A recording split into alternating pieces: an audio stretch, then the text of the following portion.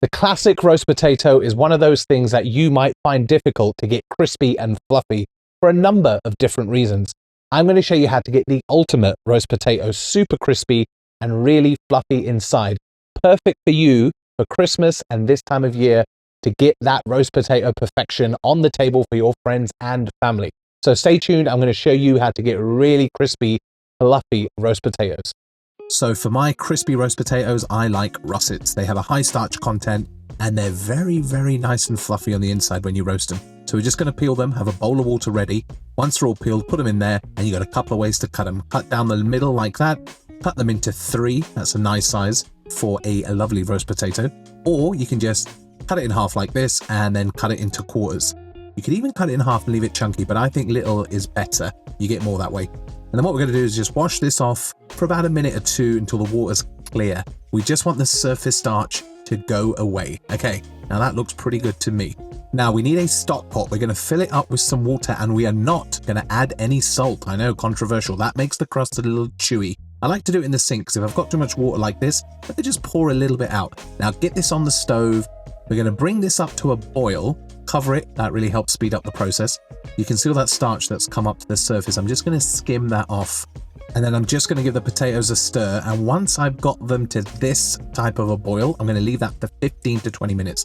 You know when they're done, when the potatoes are like this and they've got these nice little kind of cracks and fissures all over there. Very nice indeed. Okay, we're going to drain that into our colander, if we can get it in there gracefully.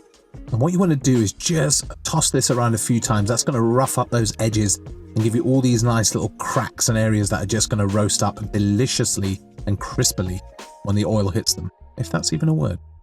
So as you can see, these potatoes look amazing. You can see all those little kind of jagged edges where it's blistered. There's all these fissures that are starting to happen all over that potato. So this is an optional step, but I highly recommend it. What we want to do is we want to chill this down so we can put it in the fridge or the freezer for about 30 minutes to an hour. Just let it cool down. That's really going to help. If you want to get ahead, you could do this the day before and just leave it in the fridge. And then we're going to roast them off.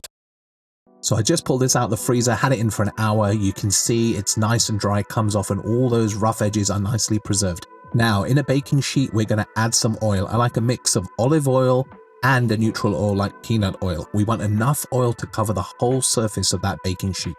That looks like a lot of oil, but trust me, you're going to need it. We're going to get it in the oven for about 15 minutes to warm up. The oven's set to 350 Fahrenheit. After 15 minutes, I'm going to pull this out. You can just see how hot that oil is. Be careful. Start putting your potatoes into the hot fat and then turn it around till everything is coated. Optional step, put a few cloves of garlic in. Maybe you put about 8, 9, and then bang that in the oven. And we're going to roast this for about an hour and a half in total, but every 20 minutes or so, I'm going to take it out and turn those potatoes to make sure we get a nice little color all over them and the oil is distributed over the potatoes quite nicely.